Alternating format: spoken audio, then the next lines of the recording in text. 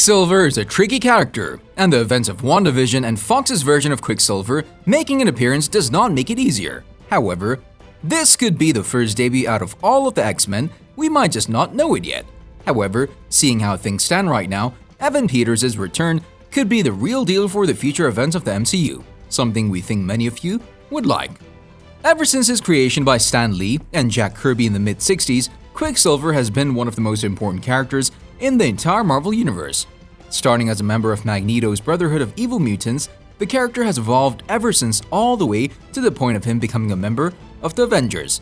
Throughout his comic book history, he has married into the Inhumans, been a mentor to the Avengers Academy, and part of several X-Men teams. The character has never been among the most popular characters in the Marvel Universe. That was up until recently when the complications between the two studios, 20th Century Fox and Marvel Studios, became more present than ever. Why would I be scared? No, I'm not. Yes, you are. No, I'm not. And it was at this time when the focal point between these two studios eventually brought the character to appear in the 5th episode of WandaVision. A huge deal for the character, as it was the first time for the world to see a Fox character portrayed by the same actor to appear in a project from Marvel Studios, something that brought a lot of confusion to the public.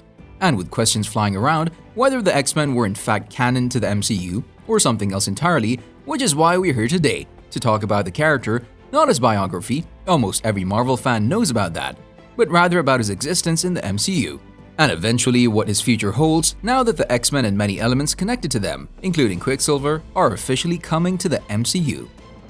And in order to do that, we have to go way back to where it all started. In the 90s, when Marvel Comics was on the verge of bankruptcy, and one way to get some money was the movie rights of various characters went on to different studios, with Marvel essentially selling some of their property in order to survive. After all, shared cinematic universes was not a thing at the time, which is why this all might sound such an awful idea when compared to today's world. Roll under the bed and the second shell hits, but it doesn't go off.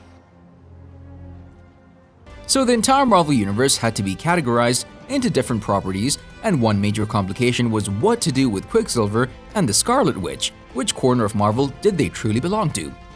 At that time, they were technically under the mutant umbrella as children of Magneto. However, on the other hand, the two were also huge staples of the Avengers.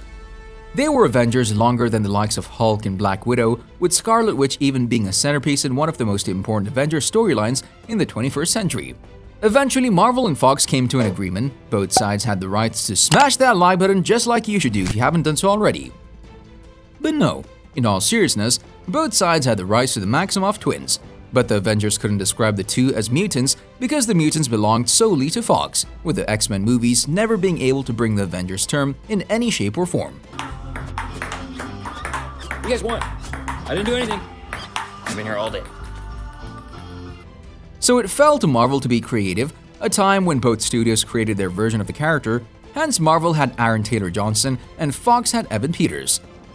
So with that in mind, before we move on forward as to what the future holds for the character, let's see the history of the character, both versions of him while we're at that too. And without further ado, let's dive right in.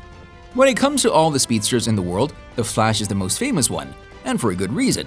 However, at Marvel, that title goes to Pietro Maximoff, aka Quicksilver, and we were lucky enough to get two versions of the character, and recent events seem to be hinting at even more screen time for Pietro in the near future, which could be dictated by both portrayals of the character.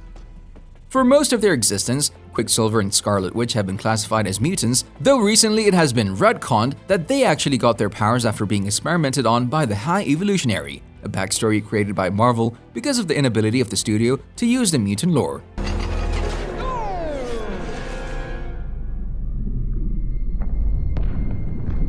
Aaron Taylor Johnson portrayed the role of Quicksilver in the MCU, a Sokovian native whose powers got enhanced after being exposed to the Mind Stone during Hydra experimentation, making his debut in Avengers Age of Ultron. He was first against the Avengers and then joined them against Ultron. However, his heroism was short-lived as he was killed by Ultron, with the character not being showcased in any shape or form until the events of WandaVision. On the other hand, there's Evan Peters as Quicksilver, who hails from the US with his introduction to the big screen coming in the events of X-Men Days of Future Past as a mutant teenager in 1973. Who causes mischief with his super speed. He becomes one of the most valuable assets in the rescue mission of Magneto, with the entire breakout plan involving one of the most memorable scenes of the character. You know, the kitchen slow motion scene? Yeah, that one. End him.